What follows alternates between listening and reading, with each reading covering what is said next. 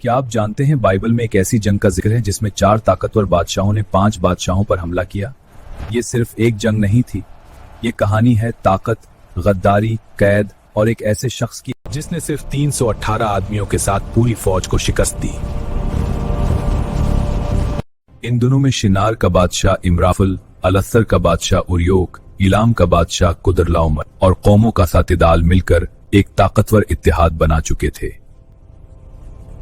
उन्होंने सदूम के बादशाह बेरा, अमूरा के बादशाह बरशा, अदमा के बादशाह शनाब, सबूई मादर और बुला यानी सोगर के बादशाह के खिलाफ जंग छेड़ दी। ये तमाम बादशाह सिद्दियम की वादी में इकट्ठे हुए, जो आज के जमाने में नमक के समंदर यानी बहरे मुर्दार के करीब वाक़े थी। 12 साल तक ये बादशाह कुदरलाउमर की गुलामी में रहे, लेकिन 13वीं साल उन्होंने बगावत कर दी। 14वीं साल कुदरलाउमर और उसके इत्तेहादी बादशाह अपनी फौजें लेकर निकले। लेकिन असल हैरत अंगेज वाकया अभी शुरू भी नहीं हुआ था, क्योंकि अब एक ऐसा शख्स मैदान में आने वाला था जिसका नाम तारीख में हमेशा के लिए लिखा गया।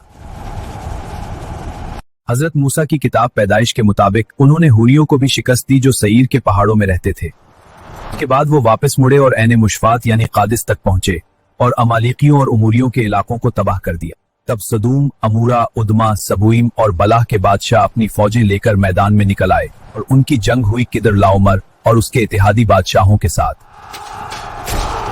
4 बादशाहों का मुकाबला 5 बादशाहों से था। वादी सदियम में तारकुल के गढ़े थे और जब सदूम और अमूरा के लश्कर भागे तो बहुत से सिपाही उन्हीं गड्ढों में गिर गए।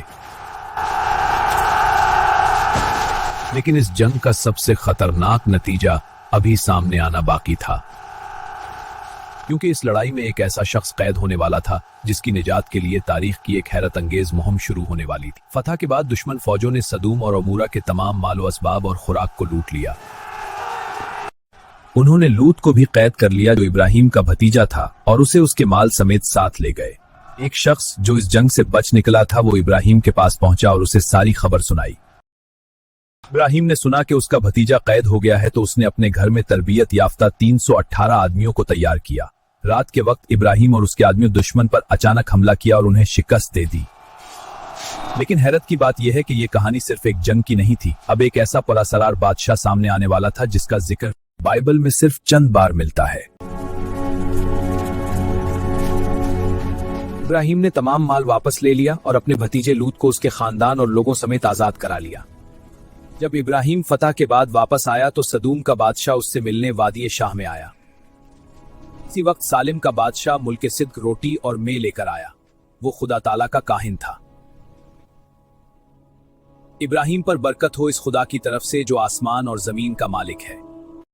और इब्राहिम ने उसे हर चीज का 10वां हिस्सा दिया। लेकिन अभी एक और इम्तिहान बाकी था, क्योंकि सदूम का बादशाह इब्राहिम के सामने एक ऐसी पेशकश करने वाला था जो बहुत से लोगों को लालच में डाल सकती थी। लोग मुझे वापस दे दो और माल अपने पास रख लो। इब्राहिम ने कहा, मैंने खुदावंद के हुजूर कसम खाई है जो आसमान और जमीन का मालिक है, मैं तुम्हारी किसी चीज को नहीं लूंगा, ना धागा ना जूते का तस्मा, ताकि तुम ये ना कहो कि तुमने इब्राहिम को अमीर बनाया। सिर्फ वो हिस्सा लिया जाएगा जो मेरे जवानों ने खाया और जो मेरे साथियों का हक बनता है।